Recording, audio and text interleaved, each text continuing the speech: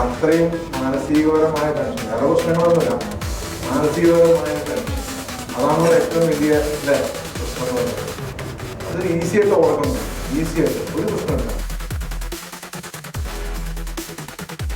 ഞാനിന്ന് ഇവിടെ നിന്ന് എന്തെങ്കിലും നേടിക്കൊണ്ടേ പോകും. നമ്മളുടെ തന്നെ മനസ്സാണ് എന്ന് പറഞ്ഞു അല്ലേ?